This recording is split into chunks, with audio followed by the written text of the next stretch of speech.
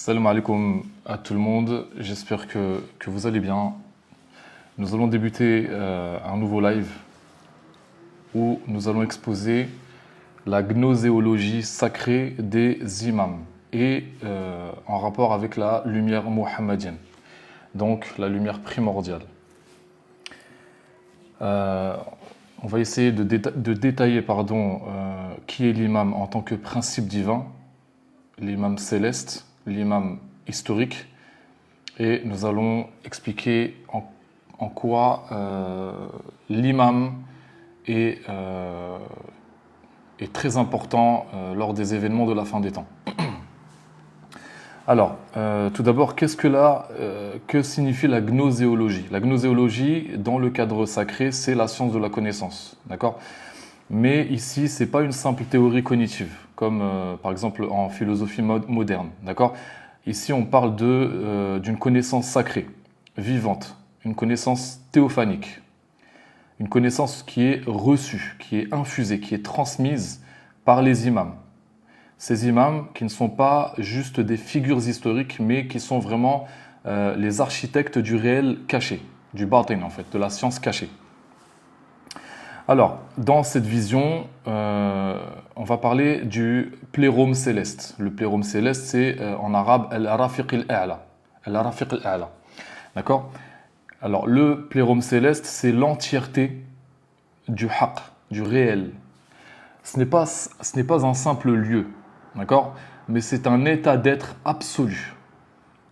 Où, justement, dans ce plérôme céleste, réside le prophète, sallallahu alayhi wa alihi, sa fille, la sainte Fatima, Zahra, alayhi salam, et les imams Ahl al-Bayt, alayhi salam, dont le premier de ces imams est l'imam Ali, qui est le détenteur de la connaissance mohammedienne absolue, et le dernier qui est l'imam al-Mahdi, alayhi salam, qui viendra clôturer le cycle des saints imams. Alors, les imams sont ce qu'on appelle la lumière incréée, préexistante, consciente et omnisciente. Ils ne portent pas la connaissance, ils sont la connaissance. Le livre mère, qu'on appelle Ummul Kitab, n'est pas un volume céleste, ce n'est pas un livre avec des pages, un livre céleste, non. Le livre mère, Ummul Kitab, c'est une structure vibratoire et matricielle vivante qui est justement incarné par les imams. Le Coran, il a un double langage. Il y a l'exotérique de la révélation et l'ésotérique de cette même révélation. D'accord? Conformément au verset 77 à 79 de la sourate 56, où Allah Azza wa Jal nous dit « Le Coran est noble ». Qui est contenu, donc le Coran est contenu dans un livre bien gardé, que seuls les purifiés touchent. Donc la gnose sacrée ne lit jamais la lettre sans chercher son âme, sans chercher l'âme de cette même lettre. L'accès au réel, à la connaissance du Coran, passe par un processus d'alchimie intérieure. Donc, on a tout d'abord 3 degrés. On a le texte apparent du Coran qui est le zahir, qui représente la coquille, la surface. Ensuite, on a l'essence cachée, qui est le batin, représenté par l'âme lumineuse du livre. Et enfin, seuls les purifiés qui touchent, donc al-mutahharun, ces mutahharun, ce sont les seuls qui peuvent accéder à cette lumière cachée. Pourquoi? Parce que leurs cœurs sont des miroirs parfaitement polis et purs. Alors, on va parler maintenant des sciences mohammediennes qui sont la cartographie du haqq. D'accord? Alors, les sciences mohammediennes sont les codes sources de la réalité divine. Elles sont divisées en 111 sciences primordiales. Chacune de ces 111 sciences primordiales est divisée en 111 000 sciences secondaires. Chacune de ces sciences secondaires est à son tour divisée en 111 000 microsciences. Donc, la science mohammedienne, c'est l'accès à toute la réalité cosmique créée par Allah. Et l'imam, ce n'est pas quelqu'un qui dirige la prière, ça n'a rien à voir. L'imam est un principe divin, est un prototype divin. Oui, vous inquiétez pas, le live sera retranscrit sur YouTube et je le remettrai sous différentes parties sur TikTok. Donc l'imam est un principe divin, un prototype divin, qui ne reçoit pas la connaissance, il l'incarne. Il incarne la connaissance divine. Il est la porte d'entrée dans la cité de cette science qui est infinie. D'accord? Cette cité, c'est la cité du savoir, de la gnose. C'est ce qu'on appelle Bab al-Ma'arifa. C'est la Ma'arifa, la gnose vivante. Et conformément au hadith qui est très connu, où Sayyidina Rasulullah sallallahu alayhi wa alihi nous dit « Je suis la cité de la connaissance et Ali en est la porte. » Qu'est-ce que ça veut dire? Ça veut dire que le prophète Mohammed sallallahu alayhi wa alihi incarne cette Ma'arifa, incarne cette cité de la connaissance divine, et l'imam Ali, alayhi salam, est la porte de cette science. Ça veut dire quoi? Concrètement, ça veut dire que tu ne peux pas accéder à la connaissance divine sans passer par la porte, sans passer par Ali. Et d'ailleurs, dans le soufisme, dans le système des turuq, toutes les tariqas, toutes les turuq proviennent du sir de l'imam Ali, alayhi salam. C'est l'initiateur par excellence. L'imam Ali qui est l'initiateur de Sayyidina al-Khidr, alayhi salam. Il reçoit dans son cœur la connaissance mohammedienne absolue. Donc, la gnoséologie des imams, c'est la connaissance par la théophanie. Et donc, dans ce paradigme, la connaissance ne vient ni de l'expérience sensorielle, ni de la pure logique. Elle se révèle par quoi? Par 3 transmissions. Tout d'abord, la théophanie. Pourquoi? Parce que l'imam est la manifestation de Dieu sans être Dieu lui-même. Il est la manifestation d'Allah. On appelle ça en arabe tajaliyat, la manifestation seigneuriale. Deuxièmement, par l'intuition lumineuse. D'accord? Donc, l'intuition lumineuse. L'imam éclaire l'intellect qui est purifié. On appelle ça al-aql al-nourani. Et enfin, par la transmission vibratoire. Ça veut dire quoi? Ça veut dire que la connaissance, elle passe du cœur de l'imam au cœur de l'initié, par le sir al-maktoum, c'est-à-dire le secret scellé, le secret bien gardé. D'accord? Donc, l'imam n'enseigne pas par concept, mais par le nour, par la lumière. Ce n'est pas un professeur, un enseignant, d'accord? Il est le miroir divin. Ça veut dire que dans son cœur se transparaît la connaissance divine. Donc, via ce paradigme-là, tout ce qui est impur, vu sous cette perspective, tout ce qui est impur est ce qui bloque la résonance lumineuse entre le cœur humain et justement la science divine. D'accord? Donc, je vous donne un exemple. Le cochon, est-ce qu'il est impur? Le cochon, dans la science métaphysique, dans la gnose, il représente symboliquement l'homme qui est déformé par ses passions et qui est incapable de raisonner avec le divin. C'est ça. Les mécréants, kafirun, c'est quoi? Ce sont un kafir. Ce sont ceux qui recouvrent la lumière, qui la cachent pour obscurcir la vue du cœur. Un chrétien qui est sincère dans son référentiel de chrétien n'est pas un kafir. Il fait partie des gens du livre. Le kafir, c'est celui qui recouvre la vérité, qui la cache. Est-ce que vous comprenez? Donc, le processus gnoséologique, il part de l'ignorance à la vision. Donc, le jahl, c'est quoi? C'est l'ignorance spirituelle. C'est l'état où l'homme est dans un état animal. Il est sourd, aveugle et muet. D'accord?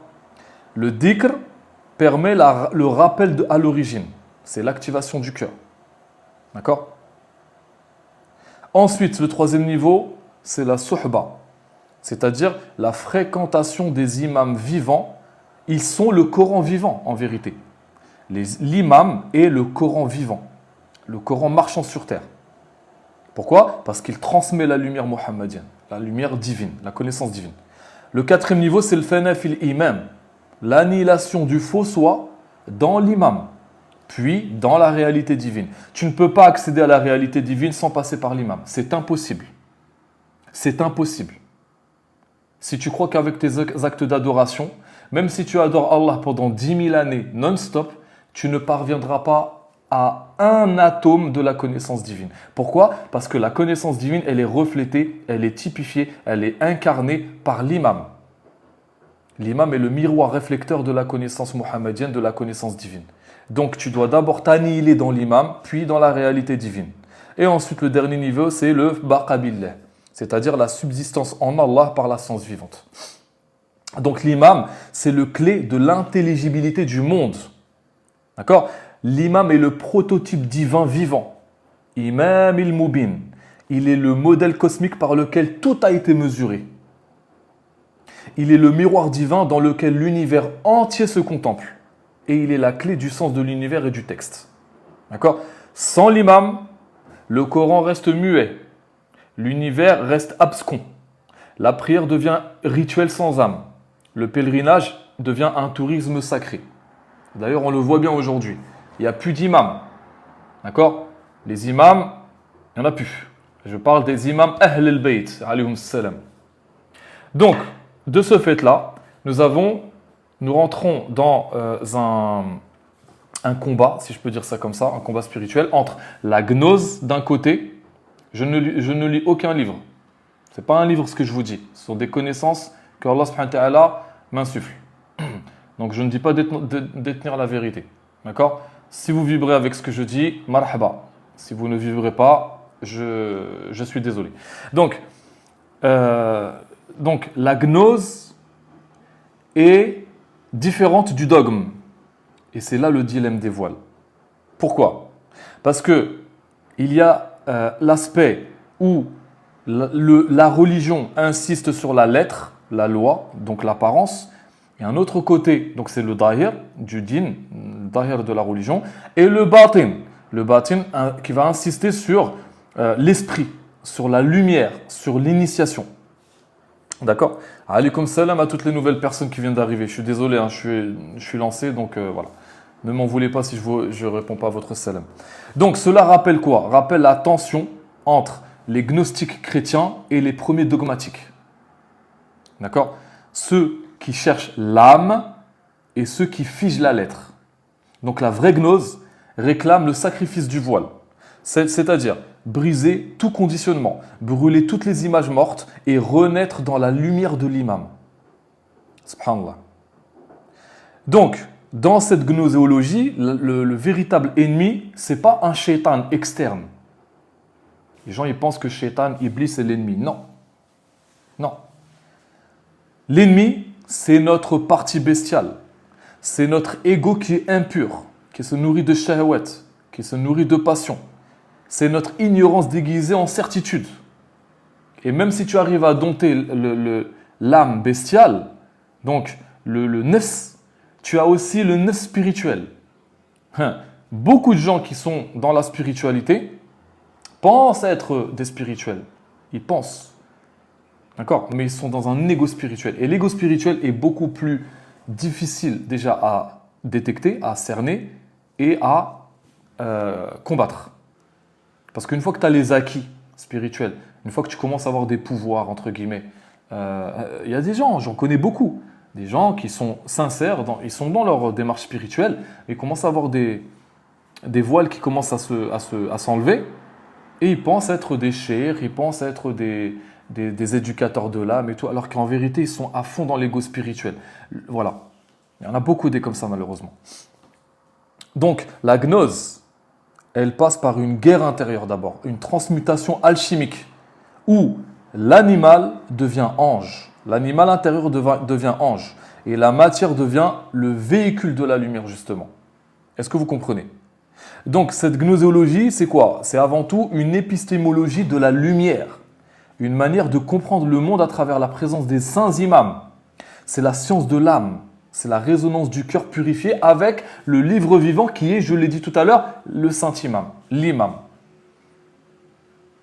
Tout savoir authentique est un dévoilement. Subhanallah. Voilà, donc est-ce que vous comprenez ce que je vous dis? Alors, nous allons parler d'abord exactement, l'ego spirituel, c'est le plus dangereux. Le plus dangereux. Parce qu'une fois que tu fais un travail intérieur, tu vas commencer à avoir des tentations spirituelles. Les entités vont venir s'approcher de toi parce que tu crées de la lumière, tu produis de l'énergie. Donc eux, ils raffolent de l'énergie. C'est du miel énergétique pour eux, pour ces entités-là. Donc elles vont commencer à rentrer en toi. Elles vont commencer à rentrer dans tes failles. Il y en a beaucoup qui croient être spirituels, mais qui ont encore des failles. Et ils commencent à tomber dans des... ils commencent à être en fait victimes, commandés, manipulés, orientés par les entités en fait. Il y en a beaucoup. Donc on va d'abord parler du plérome céleste. Qu'est-ce que le plérome céleste? C'est le mystère originel de la lumière qui est incréée. Le commencement n'est pas un passé, mais c'est un lieu sacré. Quand on parle de commencement dans une perspective gnoséologique sacrée, comme ce qu'on est en train de faire, on ne parle pas de temps linéaire. Non, on parle d'un axe, d'un point d'origine vibrant, qui est hors du temps et en même temps fondateur de tous les sens, subhanallah. D'accord? Voilà, c'est l'être primordial, le pur rayonnement de l'essence divine. On appelle ça l'imam céleste, qui est une entité Nouraniya pure. Ce point d'origine, il est nommé dans la tradition spirituelle Al-Rafiq al-A'la. D'accord? C'est la lumière incréée, c'est la lumière céleste, la lumière primordiale tout simplement. C'est la lumière primordiale. Donc, c'est la matrice divine à partir de laquelle toute chose a été projetée et créée. Ce plérome n'est pas abstrait. Il est incarné spirituellement et métaphysiquement par le saint prophète, sallallahu alayhi wa alayhi, comme la cité de la connaissance. Le hadith, il le dit. D'accord? Le hadith, il est authentique, il le dit. Ensuite, par Fatima Zahra, alayha salam, qui est identifié comme étant l'utérus cosmique de la lumière. Parce que d'elle sont issus les saints imams, Ahl al-Bayt. C'est d'elle, de Fatima Zahra alayhi salam, qui est issu les saints imams. D'accord? Elle est l'utérus cosmique de la sainte lumière. Et les imams, les saints imams qui sont le miroir du réel divin, à chacun à son époque. Et ces imams, donc ils sont 12, plus Fatima Zahra, 13, plus Rasulullah, 14. Ils ne sont pas séparés de la réalité divine. Ils sont le nom d'Allah qui est devenu forme-lumière. Est-ce que vous comprenez ce que je vous dis? Ils sont ce que le Coran appelle la demeure peuplée, Al-Bayt al-Ma'amour. Ils sont le prototype vivant de la création, que les anges visitent sans fin. Ce sont eux. Est-ce que vous comprenez ce que je vous dis? Donc, le plérome céleste, alaykoum salam à toutes les personnes qui viennent d'arriver. Je suis désolé, je suis lancé dans mon sujet. Donc, ne m'en voulez pas si je ne réponds pas à votre salam. Donc, le plérome céleste, al-Rafiq al-A'la, c'est l'architecture vibratoire de la réalité divine. Le mot plérome, d'accord, le mot plérome, il vient du grec pléroma, qui signifie plénitude, qui signifie entier, complétude. D'accord? Dans le langage du Coran, cela s'apparente à quoi? À Ummul Kitab, le livre mère. Le livre mère, qui est la matrice du sens, contenant toutes les lois du devenir futur. D'accord? Donc, le plérome, c'est la réalité du nom suprême d'Allah, celui qui contient tous les autres, et dont la forme humaine, spirituelle, est représentée par 14 entités de lumière qui sont Sayyidina Rasulullah, sallallahu alayhi wa alayhi, sa sainte fille Fatima Zahra, qui est l'utérus, comme je l'ai dit tout à l'heure, cosmique de cette lumière, et enfin les saints imams. Nous ne sommes pas dans le dogme, hein. Attention, hein. Nous ne sommes pas dans chiisme, sunnisme, tout ça. On est au-dessus de ça. On ne s'identifie pas. On n'est pas dans le dogme. On est dans la métaphysique pure. Donc, le hadith qui est rapporté par Jabir ibn Abdillah, où le prophète nous dit « Allah créa la lumière de ton prophète, ya Jabir, avant toute chose. Et de la lumière de ton prophète, Allah créa toute la création. » Le hadith, il est long, mais c'est ça le résumé. Donc, dans ce sens, le plérome, il est antérieur au cosmos, il est antérieur à la création. C'est un royaume de conscience absolue, qui est non soumis au devenir, mais qui informe le devenir. Allahu Akbar. D'accord ? Voilà. Chaque imam, c'est une station cosmique dans la descente du Verbe au sein du monde manifesté, qui est le monde de la 3D. Chaque imam est une sourate vivante, est un nom d'Allah manifesté, est un pôle énergétique de guidance et de lumière. D'accord ? Ils ne se succèdent pas par chronologie, mais par résonance divine. Ils sont, subhanallah, ce qu'on appelle les modalités successives de la lumière mohammedienne, chacun à son époque ayant besoin d'un reflet précis de la vérité originelle. Et l'imam al-Mahdi, alayhi salam, il vient typifier la lumière de tous les imams. Je vous donne un exemple. Il est connu que les lettres, la science des lettres est une science extrêmement puissante. Tellement puissante que si elle est mise entre de mauvaises mains, elle peut faire des dégâts irréversibles. Par exemple, par la science des lettres, la matière inerte devient vivante.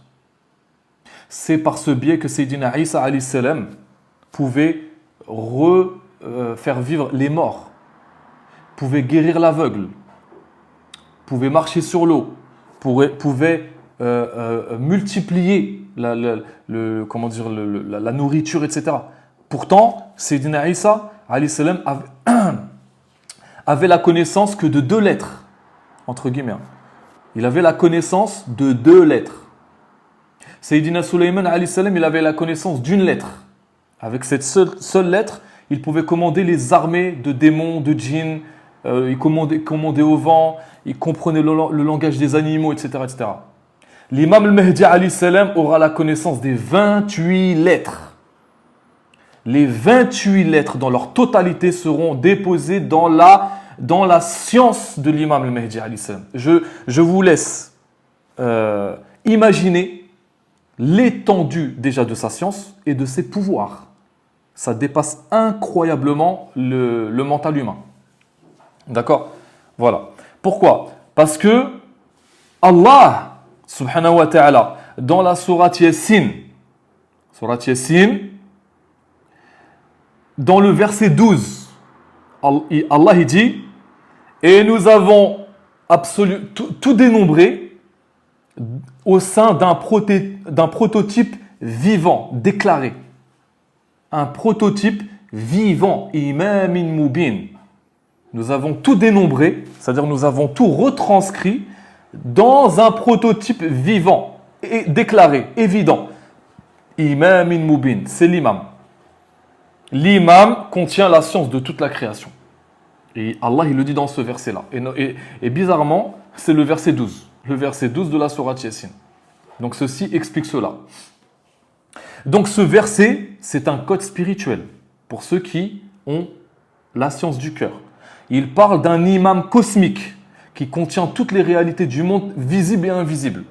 Cet imam est à la fois le modèle de la création, le miroir de la connaissance divine, le registre de tout ce qui a existé, de tout ce qui existe et de tout ce qui existera.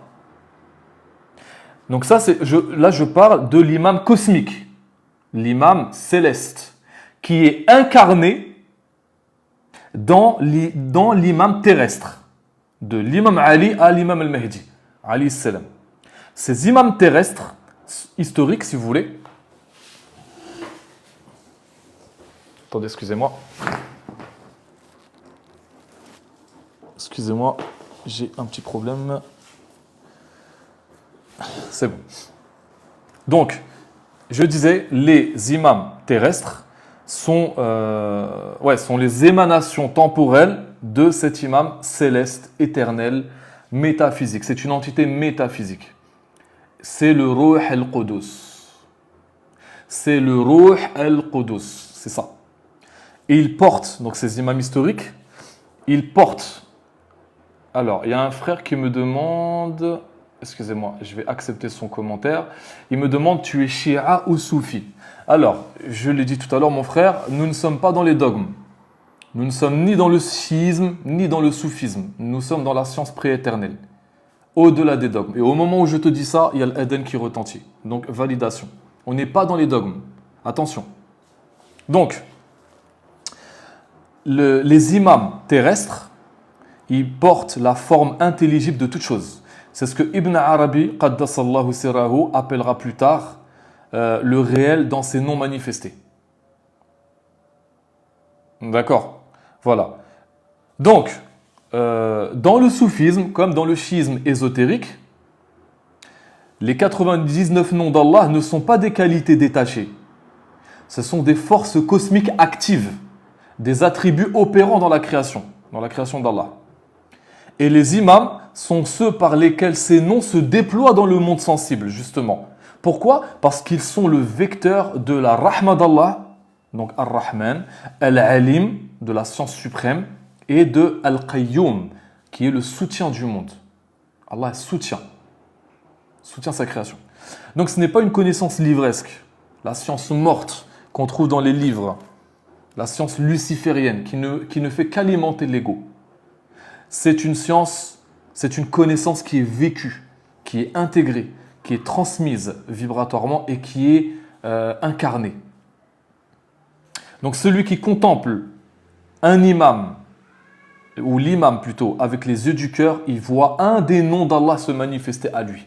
Parce que les noms d'Allah se manifestent dans le cœur de l'imam. Il est le miroir divin, le prototype de la connaissance divine. Imamin Mubin. D'accord? Alors, nous allons maintenant parler de la très sainte fille du prophète, sallallahu alayhi wa alihi, Fatima Zahra, alayhi salam, qui est, j'aime beaucoup ce titre que je lui donne, l'utérus cosmique de la lumière divine. Pourquoi? Fatima Zahra, alayhi salam, n'est pas uniquement la fille du prophète, sallallahu alayhi wa alihi. Non. Elle est l'origine féminine du monde spirituel, l'utérus sacré du plérum. Elle est Ummu Abiha. D'accord? C'est la seule créature que le prophète sallallahu alayhi wa alihi a nommée Ummu Abiha. Et quand le prophète parle, Allah il nous dit, il ne prononce rien sous l'effet de la passion. Tout ce qu'il dit n'est que révélation révélée. Quand il appelle sa fille Ummu Abiha, ça veut dire beaucoup de choses. Je ne peux pas détailler ça parce que je risque de vous choquer. Donc je vais garder ça pour moi. Mais les plus conscients et éveillés d'entre vous voient et savent où je veux, qu'est-ce que je veux dire.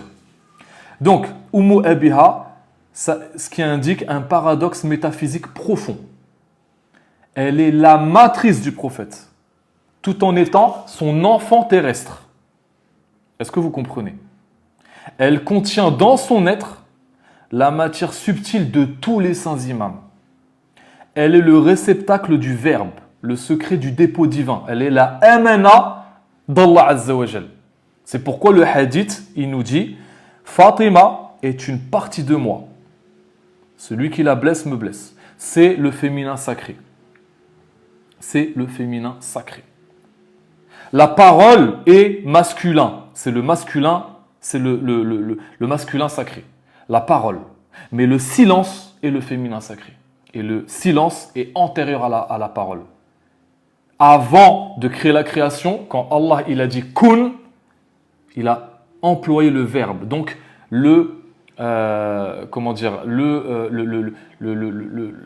l'aspect masculin du divin. Est-ce que vous comprenez? Mais avant la parole créatrice, il y a eu le silence contemplatif divin, qui est le féminin sacré. Donc le silence est antérieur à la parole, le silence est supérieur à la parole. Est-ce que vous comprenez où je veux en venir? Donc Fatima Zahra, alayhi salam, elle est la lumière matricielle du plérum incarné. Allahu Akbar. Est-ce que vous comprenez? Rien que de parler d'elle, j'ai la chair de poule. Allah yajazik de parler de ce sujet si cher. Barakallahu fik ma sœur. Tu es la bienvenue. Donc vous comprenez, hein? Ok, alhamdoulilah, on peut continuer, Inch'Allah. Donc, on va parler maintenant de ce qu'on appelle la demeure céleste, le Bayt al-Ma'mour. Donc la tradition nous parle de Bayt al-Ma'mour, qui est la demeure peuplée. Alors, les religieux nous disent que Bayt al-Ma'mour, donc les dogmatiques, hein, nous disent que Bayt al-Ma'mour, c'est une maison, une Kaaba céleste, par laquelle, qui est visitée par les anges, en permanence. Donc c'est l'archétype céleste de la Kaaba. Alors, nous avons un dogmatique qui nous dit « Très poétique ton charlatanisme ». Ok, pas de problème. Si tu n'es pas d'accord avec ce que je dis, tu peux quitter le live, il n'y a aucun souci. Pas de problème. Ça te dépasse, c'est un sujet qui te dépasse, je l'entends. Tu es complètement dépassé, mais il faut respecter. Ce n'est pas du charlatanisme. Ça parle aux gens qui sont connectés. Alhamdulillah. Donc, attendez, excusez-moi. C'est bon, c'est parfait. Ok. Donc, Bayt al-Ma'mour, c'est quoi? C'est le plérum. C'est la famille du saint prophète. Sallallahu alayhi wa sallam. Regardez ce qu'elle nous dit, la sœur Keimei. Masha'Allah. Elle dit, je ne suis pas musulmane, mais je comprends tout ce que tu dis. Voilà. La sœur, elle n'est pas musulmane, mais elle comprend. Parce que c'est incarné dans son ADN vibratoire. Nous sommes au-delà des dogmes, au-delà de l'aspect religieux. L'autre qui est musulman, qui est pratiquant et comprend rien à ce que je dis. Il me taxe de charlatan. La sœur qui n'est pas musulmane, elle comprend. Voilà. Ceci explique cela. Vous voyez ce que je veux dire? C'est un code vibratoire. Allahu Akbar. Alhamdulillah. Exactement. C'est son cœur qui reçoit le message. Masha'Allah. Crois-moi, ma sœur, tu es plus musulmane que beaucoup de musulmans. Je ne te connais pas, mais je peux te dire que pour comprendre ces sujets-là ne sont pas compris par les musulmans eux-mêmes. Pourquoi? Parce que les leaders religieux eux-mêmes ne comprennent pas ces sujets-là. Donc là, on est dans la métaphysique pure, dans l'enseignement ésotérique. Pourquoi, à votre avis, les religieux musulmans, le clergé musulman ne vous parle pas de la Sainte Famille, de Ahl al-Bayt alayhim salam? Pourquoi? Posez-vous les bonnes questions. Ils continuent à vous bassiner avec des sujets, de bas étage, la taille de la barbe, les relations sexuelles dans le mariage, le vote en islam, la longueur du hijab, etc., etc. Pourquoi? Voilà. Ceci explique cela. J'irai pas plus loin. Donc, je disais que le plérum céleste, c'est la sainte famille du prophète, sallallahu alayhi wa alayhi. Pourquoi? Parce que la Kaaba que l'on visite n'est qu'une image de la lumière mohammedienne en réalité. C'est un lieu de manifestation de cette même lumière. Et le pèlerinage, c'est un retour vers le plérum, justement. À ce propos, l'imam Ali, alayhi salam, est le seul être humain à être né dans la Kaaba. C'est le seul être humain, c'est la seule créature à être née au sein même de la Kaaba. Je peux vous expliquer pourquoi.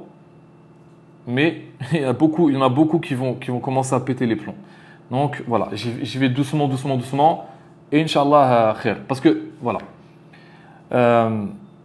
Donc, la circonférence autour de la Kaaba,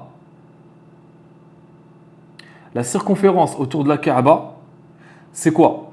C'est un mouvement d'âme autour du centre spirituel qui est représenté par la lumière des saints imams. Donc, à chaque tawaf, à chaque prosternation, chaque pierre noire qui est touchée n'est pas autre chose qu'un contact avec les stations de la lumière originelle. Subhanallah. Et la gnose, c'est le retour vers le centre, justement.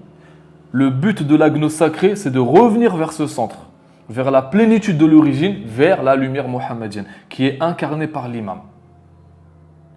Et ce retour n'est pas intellectuel. Il passe avant tout par quoi? Par la purification du cœur, par l'activation des sens spirituels, par la guidance, par un pôle vivant ou la présence la présence spirituelle d'un imam. Et la mort à soi-même, le fana, pour être dans la subsistance par la lumière d'Allah, qui est baqa billah. Car le savoir sans purification n'est que poids mort. Il y en a beaucoup qui connaissent des choses, mais qui ne sont pas purifiés intérieurement. Qu'Allah nous purifie. Amin. Alors maintenant, on va parler du Coran vivant et le Coran intérieur, pardon. Le Coran intérieur, qui est le livre vivant et initiatique. Donc, le Coran n'est pas un livre. C'est pas un livre, le Coran. C'est une présence divine. C'est la parole d'Allah incréée et vivante. Et le plus grand malentendu de l'histoire de la religion, c'est de croire que le Coran est un objet de papier, un texte figé à réciter sans qu'il ne parle de l'intérieur. Le Coran dans la gnose sacrée, c'est un être vivant. Il est le souffle du Verbe divin, qui est tombé malheureusement dans les filets de l'encre. C'est pourquoi dans la sourate 56, versets 77 à 80, Allah il dit quoi? Il dit c'est un Coran noble, contenu dans un livre bien gardé que seuls les purifiés touchent. Kitab Meknoun. Kitab Meknoun, c'est le livre qui est caché, qui est enfoui dans le cœur de l'imam. Cela signifie que le texte visible, c'est seulement l'écorce. Le vrai Coran, il est vivant dans les cœurs et il se révèle aux purifiés qui sont purifiés, qui ont l'âme purifiée, qui leur âme elle est purifiée. Et ce Coran intérieur, il est formé de lumière, de vérité vibratoire, de lois archétypiques. Et les imams, les saints imams sont les gardiens de ce livre vivant. Ils ne l'ont pas appris par lecture. Ils l'ont absorbé dès à leur naissance, en fait. Vous comprenez ou pas? Donc on a la lettre et l'esprit de la lettre, qui sont deux couches d'un même monde, ou plutôt deux facettes d'une même pièce. Donc on a, dans la vision gnoséologique, on a toute révélation, elle possède deux faces. Le zahir qui est la face visible, apparente et textuelle. Puis nous avons le batin, qui est la face cachée, vibratoire et initiatique. Et le monde, il fonctionne également comme ça. Il y a la forme visible et l'essence invisible. Et le problème, c'est que la plupart des gens, malheureusement, s'arrêtent à la forme. Ils s'attachent à la lettre. Ils vont idolâtrer l'encre. Ils vont ignorer la lumière. Il y a des gens qui prennent le Coran, qui l'accrochent sur leur mur. Il sert à quoi? Ça sert à quoi? Tu accroches le Coran sur le mur. Ou un verset du Coran, ça sert à quoi? Il faut le vivre. Et le Coran batini, le Coran intérieur, il ne se lit pas avec les yeux. Il se perçoit avec le cœur qui est purifié, le qalb, qui est le miroir. Et si le miroir est sale, le Coran reste fermé et inintelligible. Inintelligible plutôt. Par contre, si le miroir est pur, chaque lettre devient un portail dimensionnel, masha'Allah. Donc, le rôle de l'imam dans la lecture du Coran, c'est que sans l'imam, le Coran ne parle pas. Il y a le Coran vivant et le Coran muet. Le Coran muet, c'est celui que tout le monde possède chez soi. Le Coran vivant, c'est l'imam. Il est vivant sur terre, c'est un Coran vivant. Rasulullah était un Coran vivant, sallallahu alayhi wa alayhi, et à sa suite, les saints imams Ahl al-Bayt, alayhumus salam. Pourquoi? Parce que l'imam, c'est le cœur vivant du livre. Il est le porteur de son souffle. Le prophète, sallallahu alayhi wa alayhi, dans un hadith, nous dit « Le Coran et ma famille ne se sépareront jamais jusqu'à ce qu'ils me rejoignent au bassin du paradis. » D'accord? Il y a un autre hadith où il dit « Al-haq da'iman ma'ali » ou Ali ma'al haq. Encore un autre hadith, il dit Al-Qur'an ma'ali ou Ali ma'al Qur'an. Ça veut dire quoi en vérité? Quand il te dit le Coran est avec Ali et Ali est avec le Coran, ça veut dire quoi? Ça veut dire qu'il est en train de comparer deux choses qui sont totalement infaillibles. Infaillibles. Le prophète ne peut pas mettre sur un même pied d'égalité, un même piédestal, Al-Qur'an, qui est infaillible en soi, avec quelque chose qui ne l'est pas. Al-Qur'an, da'iman ma'a Ali, wa Ali ma'a Al-Qur'an. D'accord? Ça veut dire quoi? Ça veut dire que l'imam, il est infaillible. Il est le reflet de la... Il est le prototype divin. Imamin mubin, dans le verset 12 de la sourate Yassine. On l'a dit tout à l'heure. Le prophète sallallahu alayhi wa alayhi est infaillible. Il ne se trompe pas, il ne parle pas sous l'effet de la passion. Comme les wahhabites nous disent, les salafis. Les salafis nous enseignent qu'il se trompe, il oublie des sourates, il a un mauvais comportement, etc. Parce qu'il reste humain. Astaghfirullah. Et bien le prophète, nous disons qu'il est infaillible. Il ne parle pas sous l'effet de la passion, il ne se trompe pas. Il n'agit pas mal. D'accord? Et à sa suite, les saints imams. Pourquoi? Parce que l'imam est le miroir divin par excellence. Le miroir qui reflète la lumière mohammedienne. Ce sont des prototypes en vérité. Ce sont des reflets du même prototype mohammedien. Donc eux aussi sont infaillibles. L'imam al-Mahdi alayhi salam est infaillible. Khlas. C'est une vérité.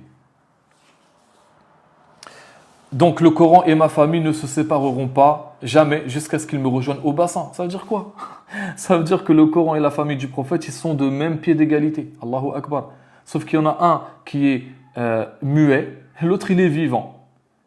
Et les imams sont l'interprète vivant du Coran muet. C'est ça que ça veut dire. Donc le Coran est la lumière descendue. Et l'imam, c'est la lumière vivante qui éclaire ce même Coran. C'est tout. Sans cette lumière intérieure, la lecture du Coran peut devenir même un poison. Je vous le dis. Il y a un hadith qui nous dit « Il en est parmi eux qui lisent le Coran mais qui ne dépassent pas leur gorge. » Voilà. Cela signifie que le Coran n'atteint pas le cœur chez eux. Parce qu'ils le lisent sans l'imam, sans guide, sans purification intérieure. Et ce Coran, le Coran est comme un code source, rempli de signatures vibratoires. C'est ce que j'appelle des clés gnostiques. Par exemple, on a les lettres isolées. D'accord? Alif, Lam, Mim, Yasin, etc. Ce sont des vibrations primitives du verbe. Chaque combinaison est un mantra divin. Essayez de sécuriser le live, s'il vous plaît, en tapotant, s'il vous plaît.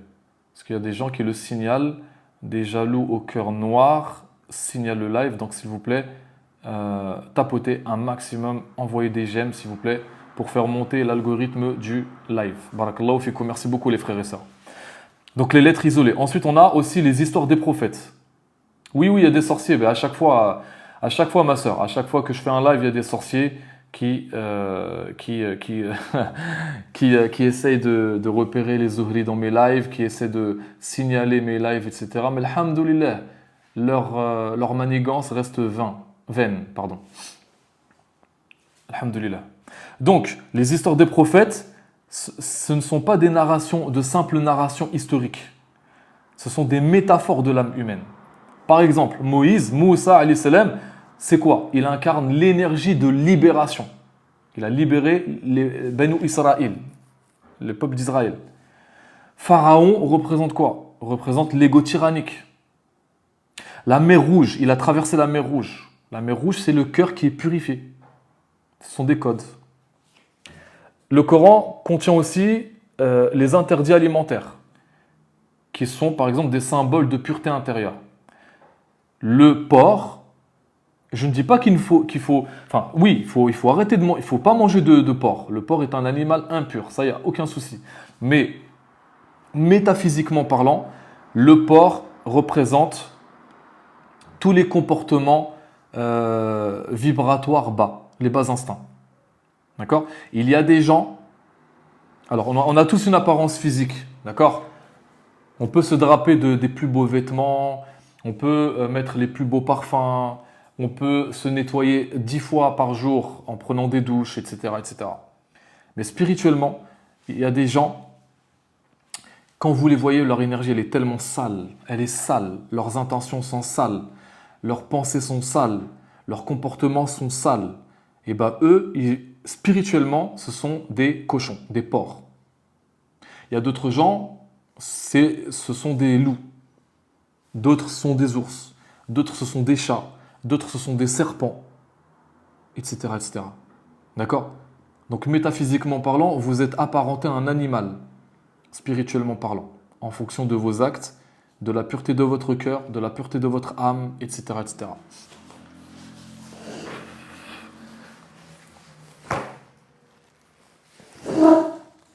Excusez-moi, j'ai un petit moustique qui essaie de me de me piquer depuis tout à l'heure.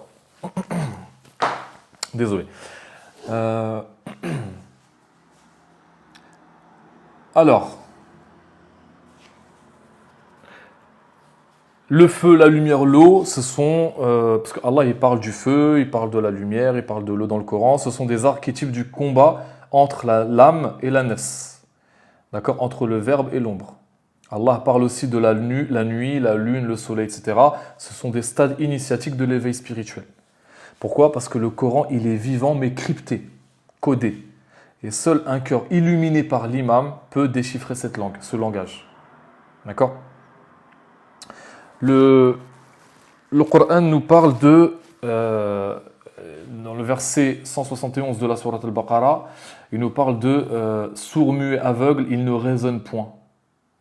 Ces mots ne parlent pas des non-musulmans. Ils parlent de ceux qui lisent sans voir l'âme du texte. Ce sont ce qu'on appelle les voilés du cœur. D'accord? Le Coran est explicite, mais il a un batin, que tu le veuilles ou non. Le prophète nous le dit. Il nous dit le Coran, il a un dahir et un batin. Toi, tu parles du dahir. Le dahir, oui, il est clair, il est explicite, il n'y a pas de souci. Je te donne un exemple pour que tu comprennes bien. Allah, dans le Coran, il jure sur le soleil. Le soleil. Le soleil et la lune. Pourquoi Allah jure sur le soleil et la lune? Pourtant, le soleil, il y en a des milliards dans la galaxie. Il y en a des milliards, il y en a plein. La lune, pareil. Donc, de quel soleil parle-t-il? De quel soleil nous parle Allah? De quelle lune nous parle-t-il? Voilà, je vous pose cette question-là. Essayez de me répondre, s'il vous plaît. Quand Allah jure par le soleil, il parle de quel soleil? Il parle de quelle lune? Alors, je vais vous dire. La lumière des ténèbres, ok, d'accord. Ouais, j'ai claqué, désolé. Hein. Oui, c'est métaphorique, exactement. Non, le soleil représente le prophète, sallallahu alayhi wa alihi, et la lune représente l'imam Ali, alayhi salam. La lune reflète la lumière du soleil. L'imam Ali reflète la lumière du prophète, sallallahu alayhi wa alihi. Alors, tout de suite, Shia. Parce qu'on parle de l'imam Ali, alors tout de suite on est Shia, on est chiite, on est machin. Subhanallah. Je l'ai dit tout à l'heure, je vais me répéter pour la 3e fois. Nous ne sommes pas dans les dogmes sunnites chiites. D'accord? On est au-dessus de ça. On est dans la science rabbani. On n'est pas dans les dogmes. Excuse-moi. Je ne suis pas contre toi, mon frère. T'inquiète pas, voilà. C'est juste que voilà. Excuse-moi, si tu l'as mal pris. Donc on n'est pas dans les dogmes sunnites, chiites, soufis, etc. Vraiment, on est dans autre chose. C'est au-dessus. C'est ce qu'on appelle le ilm, la tradition primordiale. D'accord?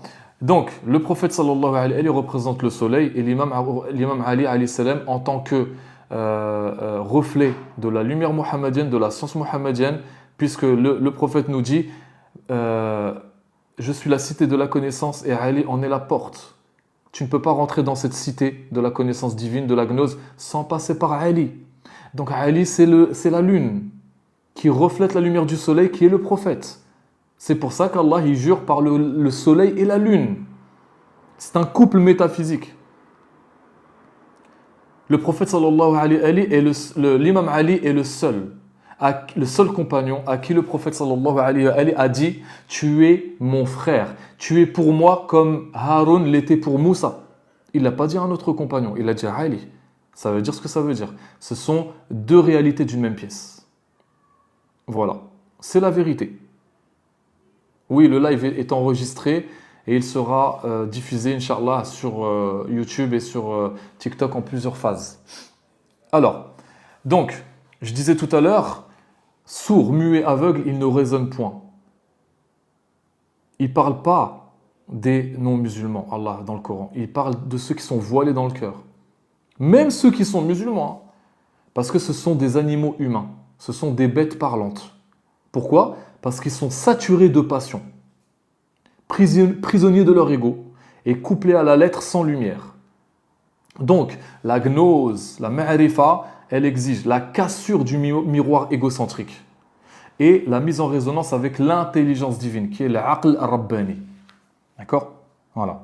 Donc, la purification est une condition d'accès à cette lumière divine. Le Coran nous dit, dans la sourate 56, verset 79, que seuls les purifiés touchent. La purification n'est pas corporelle, elle est psychique, c'est-à-dire le silence de la nefs, l'apaisement du mental. Elle est énergétique, c'est-à-dire la rupture des liens vibratoires toxiques.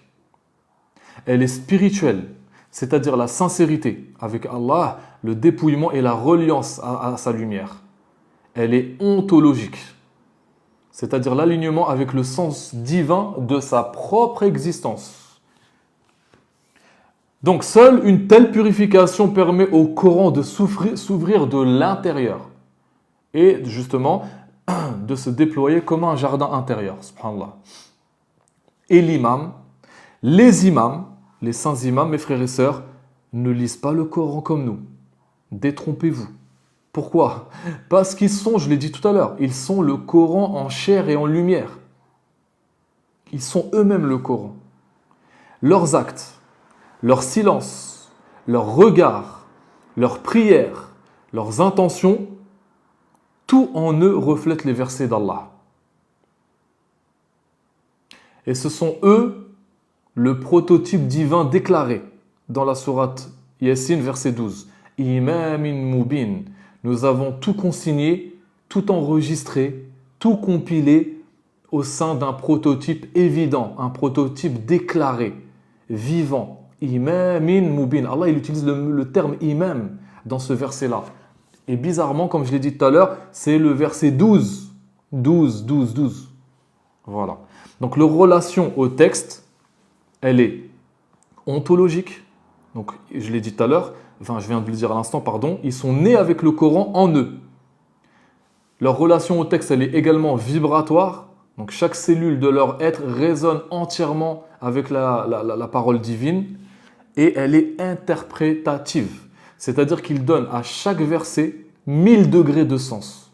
C'est-à-dire pour un seul verset, 1000 interprétations différentes. À ce titre, je vous informe, mes frères et sœurs, que derrière chaque lettre du Coran, chaque lettre comporte 12 000 secrets. Et derrière chacun de ces secrets, il y a 12 000 autres secrets. Donc faites le total, faites 12 000 fois 12 000. Ça vous donne le nombre de secrets derrière une seule lettre. Donc le hadith le confirme. Il dit « Il n'y a pas un verset que nous ne connaissons mieux que les autres, où il a été révélé sur qui et dans quel contexte. » Ça, c'est la parole d'un des imams. Et le Coran, donc dans la gnose, on enseigne que le Coran, c'est un miroir. Alors pour les cœurs malades, qui sont malades de leur ego, de leur de leur passion, eh ben, le Coran reflète l'ombre. Mais pour les cœurs éveillés, il reflète la lumière. Et quand je dis éveillé, c'est purifié. Purifié. Faites 12 000 fois 12 000, ça fait combien s'il vous plaît? Il y a un frère qui a fait le calcul, il dit 144 millions, mashallah. Alhamdulillah. Merci Lilou pour ton cadeau. Alaykoum salam ilham. Comment vas-tu? Ça va? Ça fait longtemps. Donc, plus tu es pur intérieurement, plus le Coran devient un dialogue intérieur. Il te parle, il te traverse, il te lit. Le vrai lecteur du Coran est lu par le Coran. C'est pas lui qui lit le Coran, c'est le Coran qui le lit, en vérité. C'est une interaction sacrée, une fusion mystique avec la parole d'Allah. Et les imams possèdent ce qu'ils appellent le ta'wil. Le ta'wil, c'est l'interprétation intérieure, métaphorique, spirituelle des versets du Coran. Et l'imam Ali il nous dit qu'il est le gardien du ta'wil, le gardien de l'interprétation spirituelle, métaphysique et métaphorique du Coran.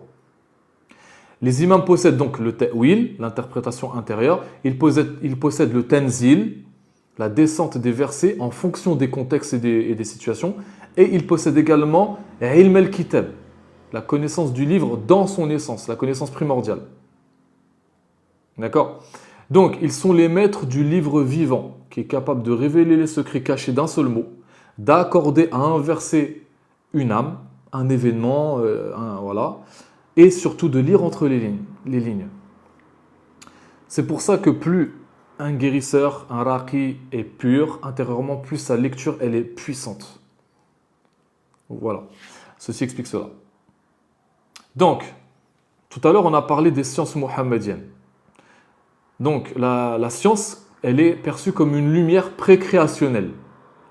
Avant la création du monde, avant les cieux, avant toute forme intelligible, il y avait ce qu'on appelle la lumière.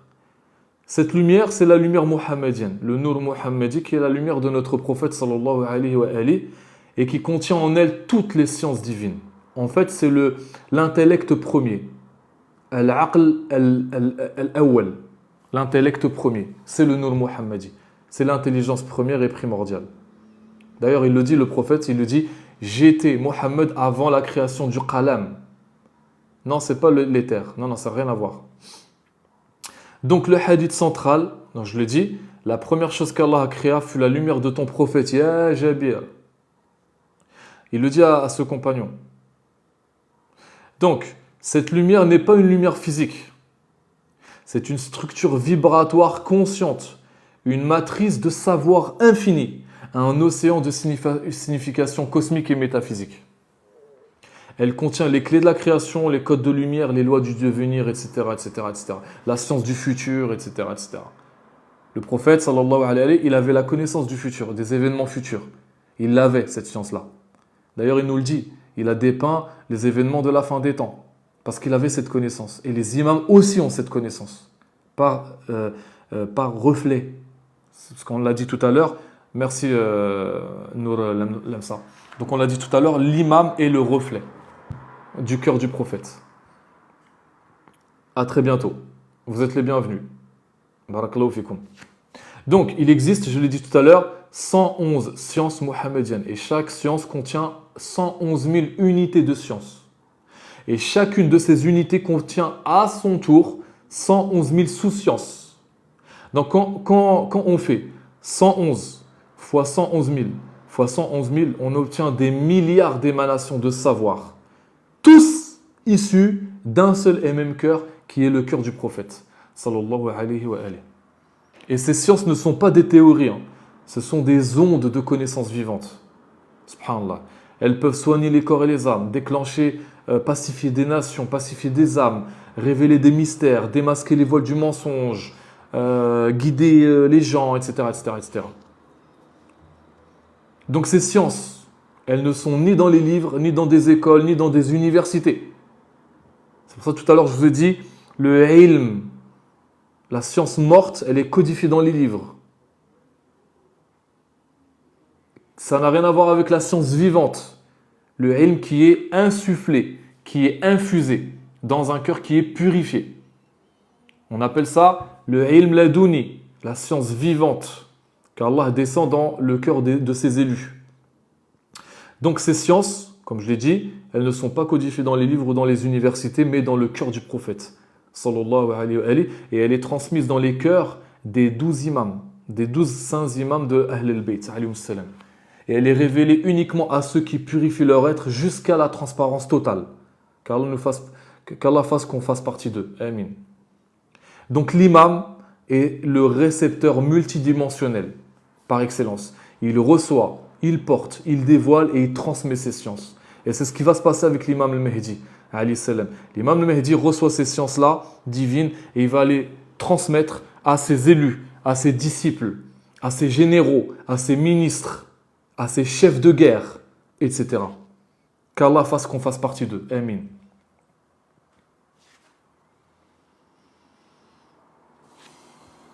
Donc, tous les grands saints de l'islam, tous les grands awliya n'ont eu accès qu'à une fraction infime de ces sciences. Je vous donne un exemple. Par exemple, le grand waliullah Abd Salam ibn Mashish, sur 111 sciences mohammediennes, il en avait reçu 72. Son élève, son disciple, Abul Hassan Shadili, il en avait reçu 71. Non, une de moins. Al-Rumi, Jalaluddin al-Rumi, ces sciences-là, elles sont codées dans ses poèmes. Al-Hallaj, Al-Khidr, Ibn Arabi, etc., ils ont eu des fragments multiples de ces sciences-là. Mais aucun d'entre eux n'a possédé l'ensemble des 111 sciences. Pourquoi ? Seul un imam infaillible, pur et choisi par Allah peut les porter sans être consumé. C'est l'imam, le saint imam. L'imam al-Mahdi alayhi salam, et avant lui, tous les saints imams jusqu'à l'imam Ali alayhi salam.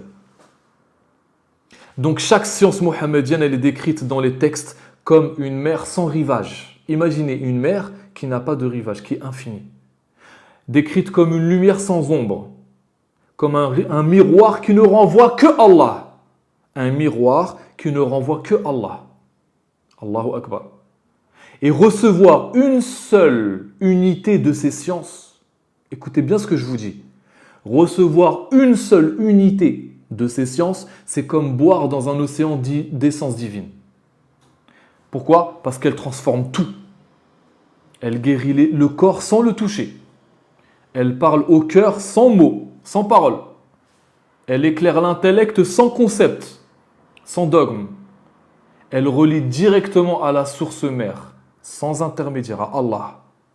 Une seule de ces sciences. Voilà. Donc la fonction de ces sciences dans le monde, ces sciences ne sont pas des bijoux cachés pour les élites spirituelles. Elles sont les logiciels de l'univers. Elles sont les logiciels de l'univers. Elles vont gérer les cycles cosmiques, les saisons, les destinées, les trajectoires des planètes, etc. C'est qui lui ? Déjà, viens avec respect, déjà. Dis salam alaikum, mon frère. Qui es-tu ? Présente-toi. Voilà, toi tu viens, tu dis c'est qui lui ? Tu me manques de respect, donc je te vire du live. Salam alaikum. Alaikum salam. Donc, je ne tolère pas l'irrespect. Je ne supporte pas l'irrespect. Je ne dis pas détenir la science. Si vous n'êtes pas d'accord, vous avez le droit de ne pas vibrer avec ce que je dis. Il n'y a aucun problème. Mais toujours avec respect. Alors, toi aussi, salam alaikum. Désolé. Donc je disais, donc ce sont des logiciels divins, des logiciels qui vont gérer l'univers. Donc elles vont animer les cœurs qui cherchent Allah, Elles vont guider les élus. Sans elles, sans ces sciences-là, le monde est comme une carcasse vide. Je suis HPE et depuis que je suis tombé sur tes lives, j'ai capté plein de choses. Alhamdoulilah. Merci. Merci à toi si tu... Alhamdoulilah. Salam alaikum, tu es sunnite. Alors, je vais le dire une énième fois encore. On n'est pas dans sunnisme, chiisme, soufisme, etc. On est au-dessus de ça. On est dans la désidentification. On n'est pas dans l'identification. Parce que quand tu t'identifies à quelque chose, tu es dans l'ego. Je suis soufi, je suis chiite, je suis sunnite, je suis ça. Tu es dans l'ego. Là, on est au-dessus de ça. On est dans la désidentification, on est dans la science pure. Voilà. Donc, comment se connecter à ces sciences ? Comment ? Pour accéder à une seule de ces sciences, l'âme doit briser ses chaînes, en termes de ness, en termes de passion, en termes d'illusion. Ça, c'est le premier point. Le deuxième point, elle doit activer sa vibration intérieure par le dhikr des noms d'Allah. D'accord? Troisièmement, s'attacher au pôle vivant de ton époque. L'imam ou son héritier spirituel. Et quatrième point, demander à Allah sans cesse de purifier son cœur jusqu'à ce qu'il soit transparent. Cinquième point, se dissoudre dans la lumière mohammedienne. Fana fi rasoul. À ce moment-là, et seulement à ce moment-là, il va y avoir un rayon de science qui va pénétrer. Et ce rayon peut ouvrir des centaines et des centaines de dimensions et de mondes. Un seul de ces rayons, un seul. Subhanallah. Donc, ces sciences ne se transmettent pas par des mots ni par des gestes. Elles passent par ce qu'on appelle le sirrul qalb, le secret du cœur. Parce que l'imam transmet à celui qui est prêt. Celui qui est prêt intérieurement, l'imam va lui transmettre ces sciences, soit par le regard, on appelle ça le regard initiatique, soit par un mot mystérieux, un code, qui va être un code, soit par un rêve, soit par la simple présence de l'imam, soit par le silence. Et l'initié, s'il est pur, il va porter cette science comme un embryon de lumière en lui, qui va grandir à mesure qu'il s'élève spirituellement vers Allah. Vous voyez ce que je veux dire? Alors, pourquoi 111? Pourquoi il existe 111 unités de science mohammediennes? Chacune de ces unités comporte 111 000 sous-sciences. Chacune de ces sous-sciences comporte 111 000 unités de microsciences. Pourquoi? Parce que 111, c'est un codex numérique. D'accord? Le 1, c'est l'unité divine. Le 11, c'est la dualité qui est réconciliée. Et le 111, c'est l'unité absolue au sein de la multiplicité. C'est pour ça. En fait, c'est le symbole du tawhid intégral, tout simplement. Allah, il est un, et même dans la diversité infinie de ses manifestations, il est un. Donc 111, c'est la signature numérique de la lumière mohammedienne projetée sous forme de science. Et ces sciences, ce sont aussi les noms d'Allah. Chaque science est en vérité un nom d'Allah dans son degré vibratoire actif. Je donne un exemple. Al-Razzaq, le nom Al-Razzaq, c'est la science des flux cosmiques. Les flux qui descendent. Al-Hakim, c'est la science des causes. Le hukm d'Allah. Al-Qahar, c'est la science de la domination vibratoire. Al-Latif, c'est la science de la subtilité divine, etc. Donc, les noms d'Allah sont les portes d'entrée vers ces sciences. Mais derrière chaque nom, il y a des millions et des millions et des millions de ramifications différentes. Je l'ai dit, Al-Qahar, c'est la science de la domination vibratoire. Al-Qahar, il domine, c'est le dominateur suprême. Donc, l'imam al-Mahdi, alayhi salam, il est le porteur de ces 111 sciences complètes. Pourquoi tu me demandes si je suis algérien? On n'est pas dans marocain, algérien, tunisien. Pourquoi tu me demandes si je suis algérien? C'est quoi le rapport avec le sujet? Subhanallah. Allahu Akbar. Donc, le dernier imam, alayhi salam, l'imam al-Mahdi, il est celui qui possède la totalité des 111 sciences mohammediennes. Pourquoi? Parce que je l'ai dit à plusieurs reprises, il est le réceptacle total. Il est l'archiviste cosmique, il est le miroir achevé, tout simplement. Et quand il va apparaître, ou plutôt quand il va réapparaître, il va dévoiler des sciences interdites aux peuples antérieurs. Il va dévoiler des sciences à tel point que les musulmans dogmatiques et dogmatisés, ils vont l'accuser, ils vont se léguer contre lui, et ils vont lui dire: tu es venu avec une nouvelle religion. Et parmi eux, les premiers à se soulever contre lui, ce sont les savants, les ulama, les dogmatiques, qui ont étudié l'islam à Al-Azhar, à Al-Qarawiyin et que sais-je encore. Ils vont se liguer contre lui. Parce que ce qu'il va dévoiler comme science métaphysique est tellement grandiose. Ils vont l'accuser, ils vont dire: on a l'impression que tu es venu avec une nouvelle religion. Tu es un égareur. Parce qu'ils vont être complètement dépassés. Parce qu'ils n'ont pas le code, la clé spirituelle dans leur cœur pour comprendre les enseignements de l'imam. Est-ce que vous comprenez? Ils sont dogmatisés, ils sont fermés, figés, ils sont fermés dans leur dogme sclérosé. Ils sont enfermés dans leurs dogmes respectifs. Ils sont endoctrinés. Et surtout, ils sont orgueilleux du fait qu'ils ont fait 30 ans, 40 ans de science, etc. etc. D'accord? Donc l'imam al-Mahdi, il va dévoiler des sciences interdites. Il va enseigner sans parole, par sa simple lumière. Il va ouvrir les coffres du savoir qui sont scellés depuis l'époque de Adam alayhi salam. Et son retour, c'est le rétablissement de la lumière mohammedienne totale sur terre. Est-ce que vous comprenez ce que je suis en train de vous dire, mes frères et sœurs? Oui, ils vont essayer de le tuer, tout à fait. Ils vont tout faire pour le faire disparaître. Ces savants, ou plutôt les savants de Marseille. J'aime les appeler les savants de Marseille. Les savants de Marseille vont tout faire pour le tuer. Ils vont tout faire pour le tuer. Voilà. Pourquoi? Parce qu'ils vont lui dire, ramène le dalil. Ça vous dit quelque chose? Là, cette Oumma, la plupart des musulmans, quand tu donnes une affirmation, ramène le dalil. Ramène le dalil, ramène le dalil. Donne la preuve, la source.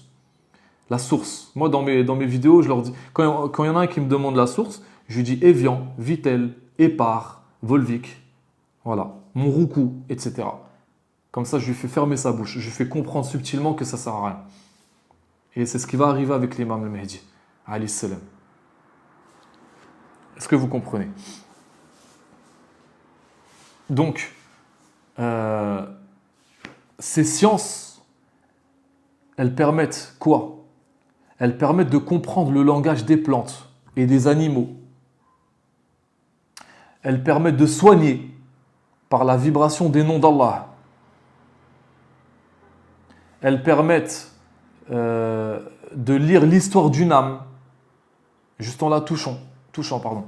Elles permettent de modifier les fréquences d'un lieu, d'un corps, d'un objet. Elles permettent d'activer des portails dimensionnels à travers la parole divine. Ce sont des sciences sacrées, à la fois divines, cosmiques et humaines. Est-ce que vous comprenez?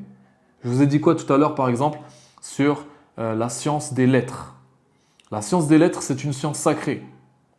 C'est une science extrêmement puissante, qui est tellement puissante qu'elle est capable de donner vie à la matière inerte. Mise entre de mauvaises mains, ça fait des dégâts. La plupart des sorciers, ils ont des bribes de cette science. Regardez ce qu'ils sont capables de faire. De faire de la sorcellerie, d'envoûter les gens, de détruire des familles, etc., etc. Ce sont des sciences sacrées, initiatiques, qui doivent être enseignées en cercle fermé, restreint à des gens élus, à des gens qui ont fait un travail sur leur nefs. Le problème, c'est que certains savants, certains awliya, certains arifin billah ont codifié ces sciences dans des livres. Et donc ces livres ont été utilisés par des gens mal intentionnés et ils ont fait des dégâts. C'est ça le problème. D'accord? Donc ces sciences-là ne doivent pas être codifiées dans des livres. Elles doivent être enseignées et transmises oralement. Donc l'imam, tout à l'heure je l'ai dit, c'est le prototype déclaré dans le Coran, le prototype évident. Surat Yassine, verset 12. Allah il nous dit, nous avons dénombré, nous avons codifié, nous avons rassemblé toutes choses au sein d'un prototype évident, clair. Imam mubin. Est-ce que vous pouvez me donner le verset en arabe, s'il vous plaît? Est-ce que vous pouvez me donner le verset en arabe, le verset 12 de la Surat Yassine, s'il vous plaît? On va le lire en arabe. Donc en français, je vais répéter, excusez-moi, le verset en français. Nous avons dénombré, nous avons codifié, nous avons rassemblé, nous avons rassemblé toutes choses, donc toutes choses dans la création. Tout est codifié dans un prototype évident, clair.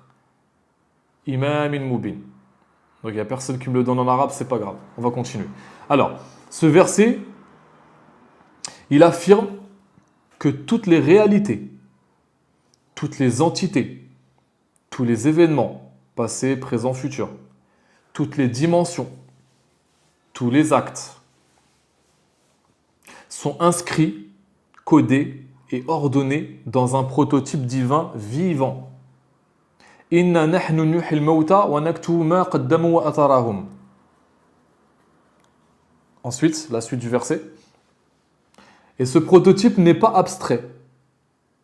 Il est un être cosmique, un code source lumineux, un miroir de la totalité. Ce prototype, il a un visage terrestre. C'est l'imam. Wa kulla shay'in ahsaynahu fi imamin mubin. Barakallahu fikum. Exactement. Wa kulla shay'in ahsaynahu. Ahsaynahu, c'est-à-dire compiler, rassembler, dénombrer. Fi imamin mubin, dans un prototype évident. Mubin, clair. Imam, Allah il utilise imam, le terme imamin, imam. Il n'a pas dit kitabin mubin. Imam, imam. Comment vous le dire? Peut-être en russe ou en chinois pour que vous compreniez. Je parle à ceux qui croient pas. Hein. Imam, il le dit. C'est pas moi qui le dis, c'est Allah. Et en plus, verset 12 de la sourate qui est le cœur du Coran. Regardez, faites les liens. Reconstituez le puzzle. Sourate Yasin, c'est le cœur du Coran. Le 12e verset de cette sourate, c'est Imam Mubin. Sourate Yasin, c'est qui Yasin? Yasin, c'est le prophète. Yasin, c'est le prophète, sallallahu alayhi wa alayhi. Le Coran, c'est le cœur. Yasin, la sourate Yasin, c'est le cœur du Coran. Est-ce que vous comprenez? Vous faites le lien ou pas? Verset 12, Allah il nous dit Imamin mubin. Wa kulla shay'in ahsaynahu fi imamin mubin. Ceci explique cela. Donc ce prototype, il a un visage terrestre qui est l'imam, l'archétype divin. L'imam n'est pas simplement un guide moral ou un chef religieux. Il est la forme humaine de l'ordre divin. Il est le tronc ontologique de la création, celui autour duquel tout s'organise et tout tourne. La création d'Allah, elle est circulaire. Elle tourne autour de quelque chose. On appelle ça le pôle spirituel. Al-Qutb, Qutb zaman. Tout tourne autour de quelque chose. Les électrons, les protons, etc. Tout tourne autour de quelque chose. Et toute la création tourne autour d'un prototype évident qui est l'imam. Est-ce que vous comprenez? Donc, l'imam, il est la science de ce qui est, de ce qui a été et de ce qui sera. L'imam connaît les événements futurs au même titre que le prophète, sallallahu alayhi wa alayhi. Il possède le secret des lois naturelles et métaphysiques. Il est la clé du sens de chaque chose. Son existence même maintient la stabilité cosmique de la création d'Allah. Si la terre était vidée de l'imam, elle s'effondrerait sur elle-même. Voilà. C'est ça. Et c'est pas du shirk. Je vois les ennemis crier, s'offusquer, se déchirer les cheveux, se déchirer les vêtements, se tirer les cheveux. Qu'est-ce qu'il dit? C'est du shirk. Attention, il dit que l'imam c'est Allah. Non. Je dis que l'imam est la manifestation d'Allah sur terre. Nous avons deux visions de l'être divin. On a le Dieu révélé et le Dieu... Alors, t'es un gourou, tu racontes que des bêtises. Ok, pas de souci mon frère. Prends soin de toi. Salam alaikum. Donc, encore une fois, si vous ne vibrez pas avec ce que je dis, vous êtes libre de quitter le live. Je ne dis pas détenir la vérité absolue. J'entends et j'accepte qu'il y a des gens qui peuvent être dépassés par ce que je dis, qui peuvent ne pas être d'accord. Il n'y a pas de problème. Hein. Voilà, c'est pas la dictature de la conscience, mais avec respect. Dire que je suis un charlatan, etc., c'est pas gentil.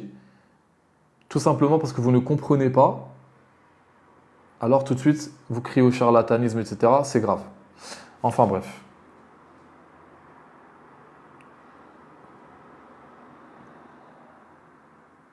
On va continuer, Inch'Allah. Alors, donc je disais, l'existence même de l'imam, elle maintient la stabilité cosmique, tout simplement. Et l'imam, donc je répète le hadith tout à l'heure, je l'ai dit, le prophète sallallahu alayhi wa alihi nous dit, je suis la cité de la connaissance et Ali en est la porte. Donc, ce hadith n'est pas une simple image. Hein. Il n'a pas dit ça comme ça, une simple image. Non, il décrit une cartographie spirituelle réelle. La cité, c'est quoi? C'est l'ensemble de la science divine qui est contenue dans l'essence mohammedienne, qui est contenue dans le cœur même du prophète. Sallallahu alayhi wa alihi. Le prophète sallallahu alayhi wa alihi détient la science des premiers et des derniers. Il est l'alpha et l'oméga. La porte de cette cité, c'est l'imam Ali, puisque chacun des imams, puis chacun des imams après lui, je l'ai dit tout à l'heure. Et sans passer par cette porte, aucune connaissance divine ne peut être atteinte. Aucune. Autrement dit, toute vérité qui ne passe pas par l'imam, elle est falsifiée. C'est pour ça qu'aujourd'hui, l'islam est falsifié. On a pléthore de groupes, de sectes, d'idéologies différentes, de dogmes différents. C'est une salade composée aujourd'hui. Aujourd'hui, rejoindre l'islam, se convertir à l'islam, c'est difficile. Chaque secte prétend à la vérité au détriment des autres, rabaisse les autres, etc. Voilà, parce que l'imam n'est pas là. C'est pour ça. Et l'imam alayhi salam, l'imam Mehdi alayhi salam, va rassembler. Il est le rassembleur. Il n'y aura pas de choix quand il sera là. Soit tu suis l'imam et tu acceptes ses enseignements avec ton cœur et ton âme, soit tu restes dans l'ego et tu vas suivre le Dajjal. C'est qui tout double. C'est soit ça, soit ça. Donc, dans la gnose, l'univers il est structuré autour d'un axe invisible. Donc dans le soufisme, on appelle ça le qutb, le pôle. Et les imams sont les véritables pôles qui sont visibles et voilés. D'accord? Les pôles, il y en a 12. Hein. Alors le problème dans le soufisme, parce que les soufis se sont éloignés des enseignements de l'imam, des saints imams Ahl al-Bayt, alayhi salam. Donc au sein du soufisme, il y a chaque waliullah, il est le pôle. Non. Les qutb, il y en a 12, comme les 12 lettres de la ilaha illallah. Pas un de moins, pas un de plus. Ils sont le cœur autour duquel tourne le monde, le miroir dans lequel Allah lui-même se regarde, et le portail entre les mondes supérieurs et inférieurs, tout simplement. Donc l'imam, il est à la fois l'imam, hein, prototype en tant que prototype cosmique vivant, il est le qutb, donc l'axe énergétique du monde, autour duquel le monde tourne, je l'ai dit. Il est également Babullah, la porte divine, la porte initiatique du savoir. Il est le Waliullah, qui est l'ami, le saint, le détenteur du secret divin. Et il est le Sirrullah, le secret d'Allah incarné, fait chair, on va dire. Donc l'imam, il est connecté au temps réel, en temps réel au monde invisible. Pourquoi ? Parce qu'il reçoit directement ce qu'on appelle le ta'yid. Ta'yid, c'est le soutien divin, le madad rabbani. Il reçoit le ilm ladouni. Le ilm ladouni, c'est la science inspirée. Il reçoit également la hikma, la sagesse profonde. Et enfin, la guidance de l'esprit sacré. Il reçoit le Ruh al-Qudus. Je l'ai dit tout à l'heure, le plérum céleste, ce sont les 14 immaculés. Ils constituent ce qu'on appelle, donc l'imam céleste, l'entité cosmique, on appelle ça le Ruh al-Qudus. Et le Ruh al-Qudus descend, et il est incarné par l'imam. Donc il peut connaître, l'imam peut connaître. Likez s'il vous plaît, parce que le live il saute, on est en train de le signaler. Likez à fond s'il vous plaît. Barakallahu fikum.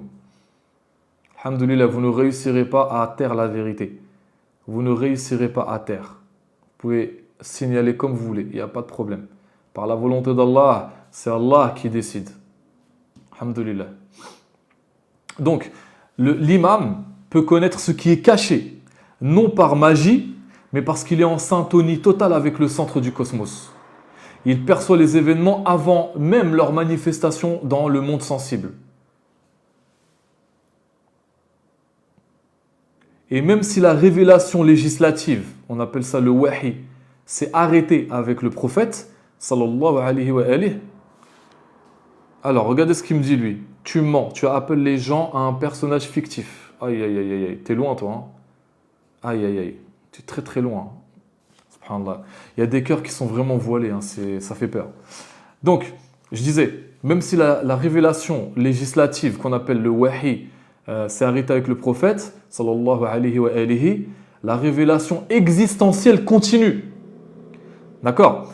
La révélation législative, donc le wahi, elle s'est arrêtée avec le prophète.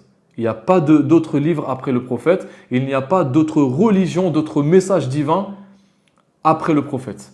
Sallallahu alayhi. Mais la révélation existentielle, elle continue après le prophète, à travers les saints imams. Parce que la lumière, elle continue de se déployer dans la création.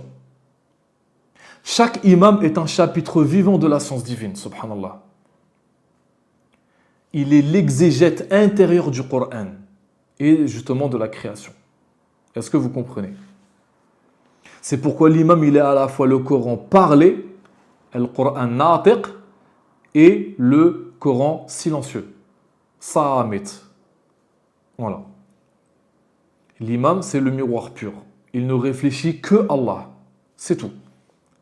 Tout ce qu'il fait, tout ce qu'il dit, n'émane pas de lui-même. Hein. Il est transparent, il est totalement transparent à la lumière divine. Pourquoi? Parce que sa volonté propre, individuelle, elle est complètement fondue dans la volonté d'Allah. Ce qu'ils disent n'est que vérité car ils ne parlent que par Allah. Et l'imam ne fait aucun effort intellectuel pour comprendre. Il voit la vérité telle qu'elle est, par le biais de son cœur qui est illuminé. Subhanallah. Vous voyez ce que je veux dire? Donc, l'imam, le saint imam, il est capable de quoi? De se mouvoir entre les dimensions, de voyager entre les ab'ad, pardon. Les ab'ad, ce sont les dimensions, d'entendre les langues invisibles, de connaître le contenu des âmes, de voyager simplement par l'intention, de voyager, par exemple, s'il veut aller à l'autre bout de la planète en un clignement de l'œil, il est capable, parce qu'Allah, il raccourcit les distances, il rassemble, il raccourcit les... Voilà, et il est capable de modifier la fréquence d'un lieu. Donc, il est le maître du temps subtil. Sahibu zaman. Il est capable de voir dans les livres préservés, dans la table gardée, dans les décrets cosmiques. Il est capable, l'imam, de tout ça. Et c'est lui qui, dans la nuit du destin, Laylat al-Qadr, il reçoit le flux des décisions divines pour l'année. C'est l'imam. Le Coran, il dit quoi dans la sourate 15, verset 21? Allah, il dit, « Et il n'y a rien dont les trésors ne sont pas auprès de nous. » Ces trésors sont les clés vibratoires de la réalité divine. Je parle de l'imam. L'imam, c'est l'entité céleste. Je l'ai dit tout à l'heure, j'ai expliqué. Qui sera incarné par l'imam historique, l'imam al-Mahdi, alayhi salam. Donc ce sont les imams qui détiennent les clés, qui ouvrent les mondes pour les initiés, qui libèrent les âmes qui sont enfermées. C'est pour ça qu'il y a un hadith qui nous dit « Celui qui meurt sans connaître l'imam de son temps meurt d'une mort d'ignorant. » C'est un hadith qui le dit. Hein.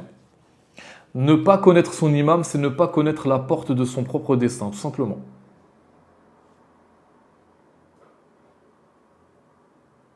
Donc, l'imam al-Mahdi, qui est le dernier des 12 imams, est celui par qui la totalité des noms d'Allah sera manifestée dans la création. Il est celui par lequel également les voiles tomberont. Tous les voiles vont tomber avec la venue de l'imam al-Mahdi, alayhi salam. Et la gnose intégrale sera offerte au cœur pur, au cœur des élus. Donc l'imam al-Mahdi est l'achèvement de la lumière mohammedienne en cette fin des temps. Et à travers lui, toute la création reconnaîtra sa source. Il va reconnecter les élus à Allah subhanahu wa ta'ala, d'une connexion effective et réelle, et non par le biais de l'ego ou du mental.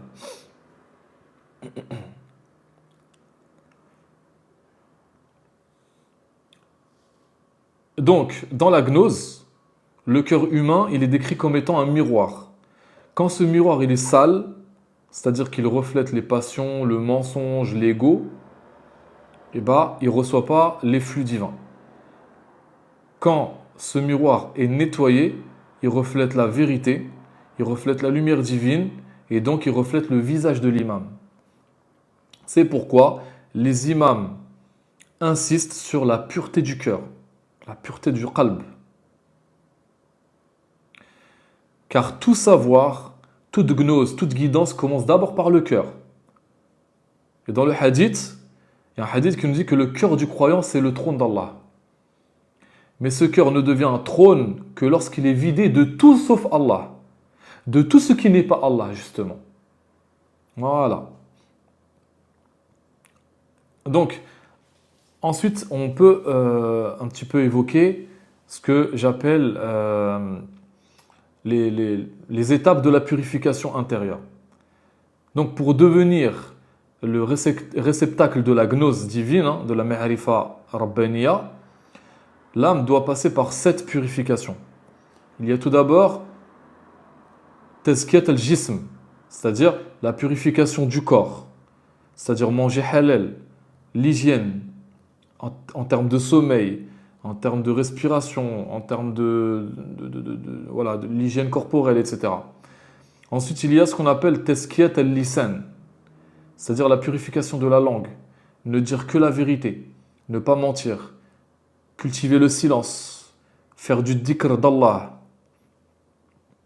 En troisième lieu, il y a le tazkiyat al-ayn, la purification du regard, le haya, c'est-à-dire le haya, le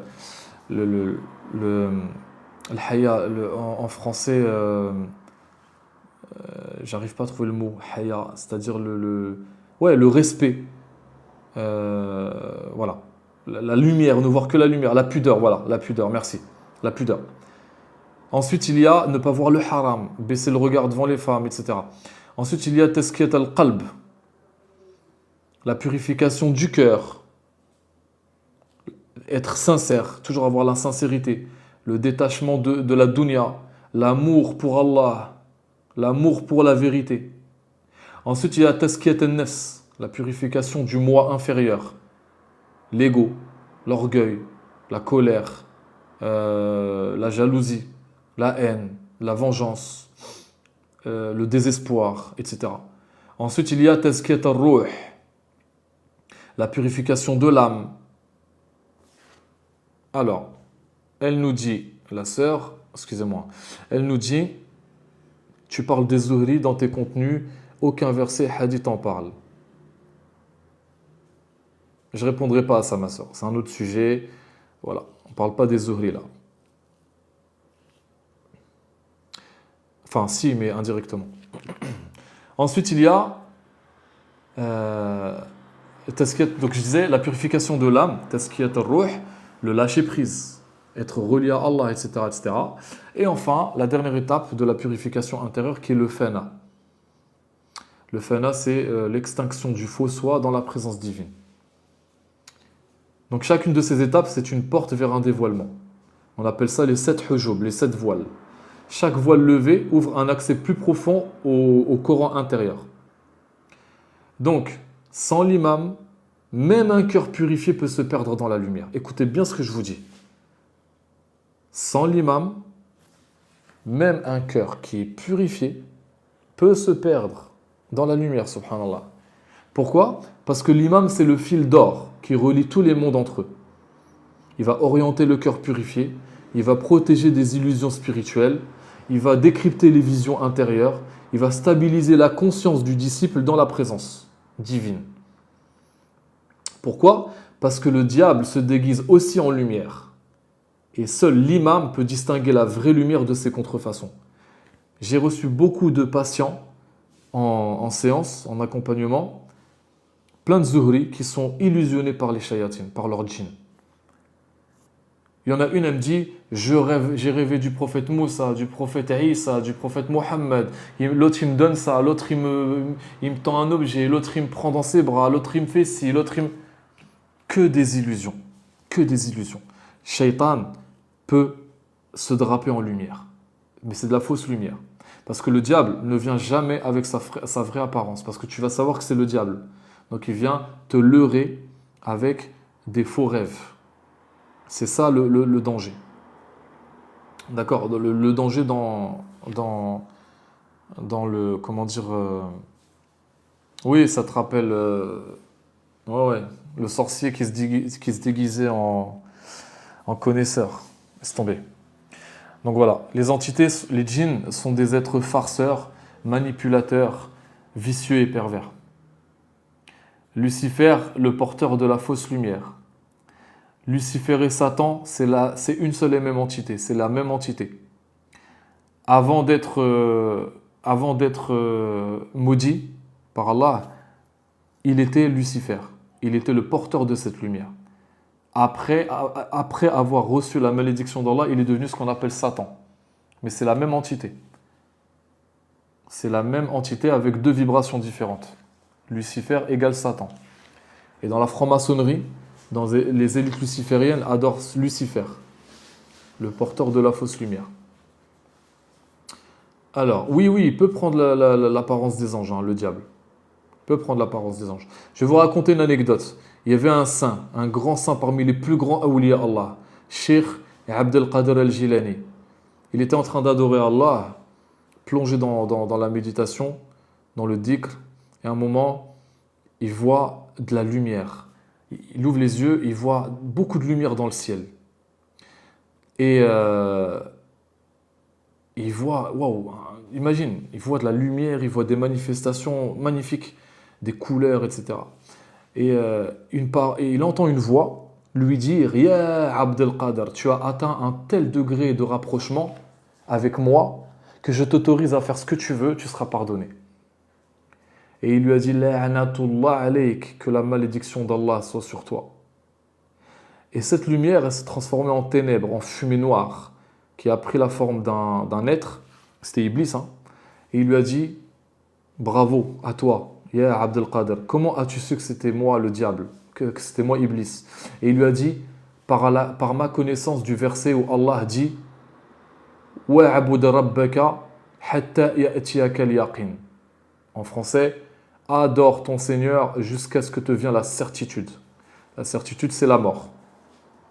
Donc là, dans ce verset-là, Allah interpelle le prophète, il s'adresse à son prophète, sallallahu alayhi wa alayhi, et lui dit « Adore ton Seigneur jusqu'à ce que te vienne la mort. » Et Cheikh Abdel Qadir, il dit à Iblis « Si Allah a ordonné à son prophète bien-aimé de l'adorer jusqu'à la mort, que dire de moi qui ne suis rien à côté du prophète ?»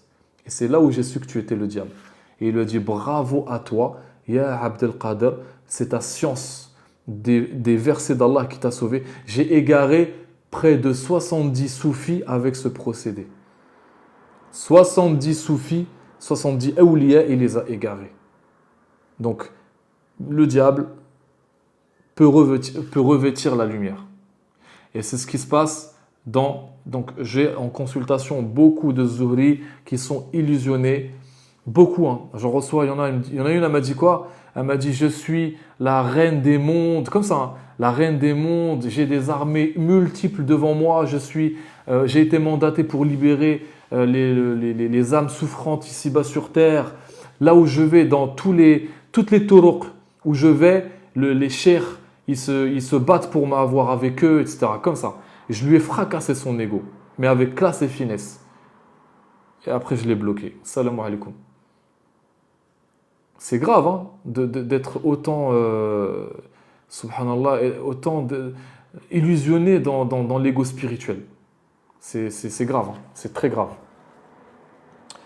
Enfin bref. Donc, voilà. Donc, seul l'imam peut distinguer la vraie lumière de ses contrefaçons multiples. Donc, quand une âme entre en résonance vibratoire avec l'imam, il y a 3 phénomènes qui vont s'activer en elle. Il y a tout d'abord ce qu'on appelle tafsir bir-ruh, c'est-à-dire la compréhension intuitive du texte sacré. Ensuite, il y a le Kashf Rabbani, qui est le dévoilement spirituel des mondes invisibles. Et enfin, le Wajd. Le Wajd, c'est l'extase divine qui est provoquée par la proximité vibratoire avec l'imam. L'imam provoque des états vibratoires, des états contemplatifs, des états spirituels intérieurs chez son disciple. Donc le miroir du cœur commence alors à projeter la lumière divine vers l'extérieur. Et donc le disciple de l'imam devient lui-même un miroir pour les autres. Je l'avais dit dans mon précédent live. Donc la lumière d'Allah descend. Le seul qui est capable de la canaliser et de la distribuer, de la diluer, de la diffuser, c'est l'imam. Donc il agit comme une loupe réfléchissante. Quand vous prenez une loupe, vous la mettez à la lumière du soleil et que vous dirigez la loupe vers un endroit, et ben, l'endroit il commence à chauffer, il commence à brûler. D'accord? Donc l'imam, c'est le réceptacle du Nour Muhammadi. D'accord? Et de l'imam à ses disciples, de ses disciples aux autres. C'est comme ça que la lumière de l'imam, la connaissance de l'imam va se répandre sur toute la surface de la terre et toucher, la grâce divine va toucher les élus. C'est comme ça. Le Mehdi est un système, est une hiérarchie divine, c'est un système c'est une hiérarchie spirituelle, tout simplement. Donc, le miroir du cœur, il commence alors à projeter cette lumière divine vers l'extérieur, subhanallah. Donc, l'imam, il peut souffler une science dans un cœur qui est déjà prêt. D'accord? On appelle ça le nafkh, c'est-à-dire l'infusion vibratoire, le sirrul qalb, la transmission de cœur à cœur. Ou l'atifa rabbaniya, c'est-à-dire le point subtil de lumière qui est dans l'âme de l'élu. Et ce souffle n'est pas un mot, ni un enseignement logique. Il ne passe pas par le biais du mental. C'est une explosion intérieure de yaqin. D'accord? Est-ce que vous comprenez? Donc, lorsque le cœur il est suffisamment pur, il devient ce qu'on appelle un œil spirituel. C'est ce que les traditions métaphysiques appellent la basira, la vision intérieure. Le firasa, c'est-à-dire la perception des âmes. Ou ayn al-haq, c'est-à-dire il devient l'œil de la vérité. Et là, le disciple commence alors à lire les versets comme des portails de lumière. Il commence à voir les gens comme des auras vibratoires et vibrantes. Et il ressent la présence invisible de l'imam, même s'il se trouve à l'autre bout de la terre. Donc, il y a ensuite la discipline du dhikr. Le dhikr, c'est une pratique spirituelle qui sera incarnée et pratiquée par les disciples de l'imam al-Mahdi. C'est le dhikr. D'ailleurs, quand le Dajjal va envahir toute la terre entière sera au service du Dajjal, il va avoir la main mise sur les denrées alimentaires. D'accord? Il va contrôler les systèmes d'exportation, d'importation, toute l'industrie toute la chaîne alimentaire sera contrôlée par le Dajjal. Et les disciples de l'imam al-Mahdi vont être dans la faim. Ils vont souffrir de faim. D'accord? Ils vont être dans la faim. Et leur nourriture à ce moment-là sera par le dhikr d'Allah. Ils vont se nourrir de la lumière du dhikr. Et cette lumière, elle va enlever la faim de leur corps. Ils vont se nourrir de lumière par le dhikr. D'accord? Donc ils vont pratiquer le dhikr. Le dhikr d'Allah est l'une des principales pratiques des disciples du Mahdi, alayhi salam. Pourquoi? Parce que chaque nom d'Allah agit sur un chakra subtil. Chaque nom d'Allah purifie un aspect de l'âme. Chaque nom d'Allah active un point de lumière dans le cœur. Par exemple, je vous donne 3 exemples. Le nom d'Allah, Nour, Ya Nour. L'effet vibratoire, quand vous pratiquez le dhikr de Ya Nour, c'est la lumière intérieure qui commence à se dissiper. Et donc, qui provoque la dissipation de l'ignorance. Quand vous pratiquez le dhikr de Ya Latif, l'effet vibratoire, c'est la subtilité divine. Et donc, le nettoyage des émotions négatives lourdes. Quand vous faites le dhikr de Ya Quddus, le très saint, le très sanctifié,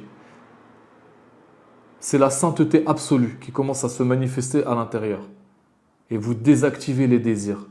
Par exemple, un frère, une sœur qui a une libido qui est incontrôlée, d'accord, qui a des shahawat très fortes, faites le dhikr de Ya Quddus, vous allez voir.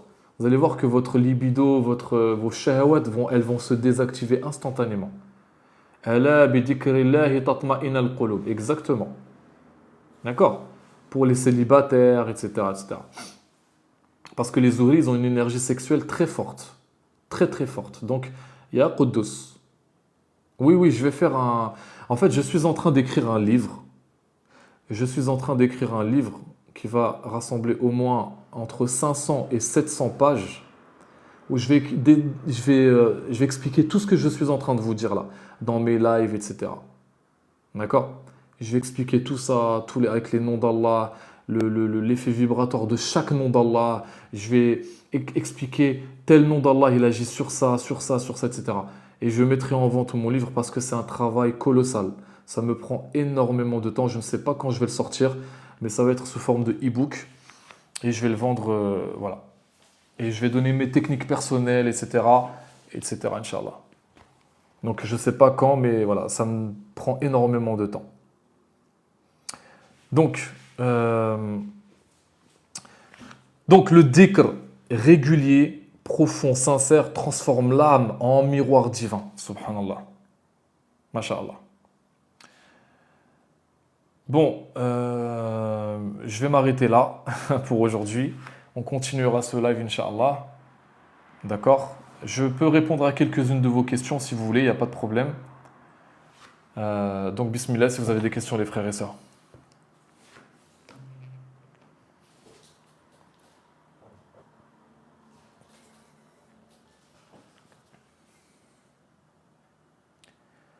Ah bah ça fait presque 2 heures, hein.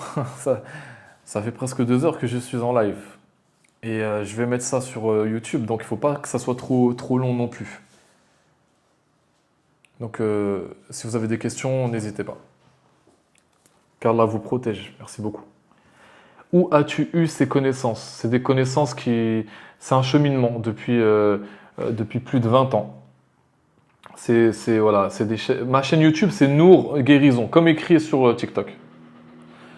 Je ferai une vidéo sur les noms d'Allah et leur effet vibratoire. Je vais faire une vidéo sur ça, Inch'Allah, vous inquiétez pas. Il n'y a pas de problème, avec plaisir. Donc voilà. Quand est-ce que l'arrivée du Mehdi? Personne ne le sait. Celui qui te dit l'imam Mehdi apparaîtra telle année à tel endroit, c'est un charlatan. Parce que ça, c'est tenu secret. As-tu quelqu'un qui t'a enseigné? Non. Directement d'Allah subhanahu wa ta'ala. C'est qui l'imam? Mais depuis tout à l'heure, je parle de qui est l'imam, subhanallah. D'où proviennent tes sources? D'Allah. Le Kibalion, oui, je l'ai lu, bien sûr. Mais le Kibalion, c'est pas très profond, tu vois. Mohamed Qasim, charlatan. Égaré par les djinns. Pourquoi tu me réponds pas, mon frère? Ben, j'ai pas vu ta question, tout simplement.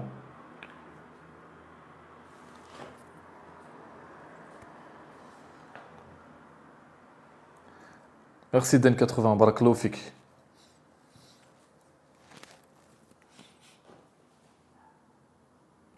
Non, Gog et Magog, ils ne sont pas là. Gog et Magog se trouvent au-delà du mur de glace. D'accord? La Terre, elle est plane. Elle n'est pas plate. Elle est plane. D'accord? Elle est plate, mais avec une légère courbure, pardon. Et on est entouré par un mur de glace qui fait tout, qui nous entoure en fait. D'accord? Il n'y a pas de pôle nord, pôle sud. Et tout est entouré, on est entouré par ce mur de glace qui fait des centaines, voire même des milliers de kilomètres. Et au-delà du mur de glace se trouve Gog et Magog. Des livres sur quoi? Est-ce qu'on a déjà marché sur la Lune? Non. Impossible de franchir la ceinture de Van Halen. Impossible. Ils ne sont jamais allés sur la Lune. Tout ça, c'est dans les studios d'Hollywood. J'ai déjà fait une vidéo sur les Zuhri Sultan. Pas la peine d'en reparler.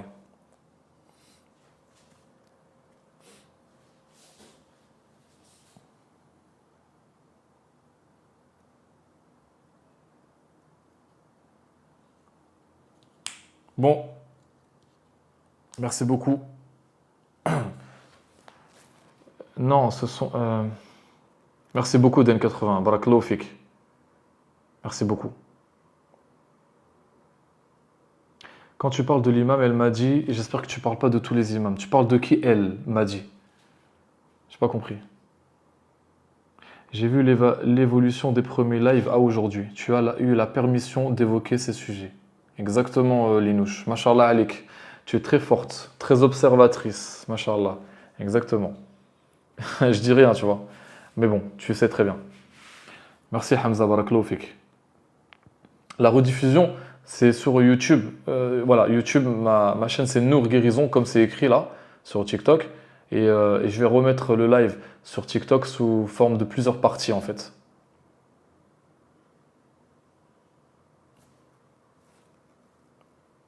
Je vais couper le live. Prenez soin de vous mes frères et sœurs. Et Inch'Allah, on, on relancera le sujet. Tu as été un soutien pour moi à distance, un jour je te parlerai. Je ne sais pas qui tu es. Je ne sais pas qui tu es, Linouche. Ton pseudo ne me dit rien. Merci Hamza, barakallahu fik. Merci. Prenez soin de vous et à très bientôt les frères et sœurs. Salam alaikum.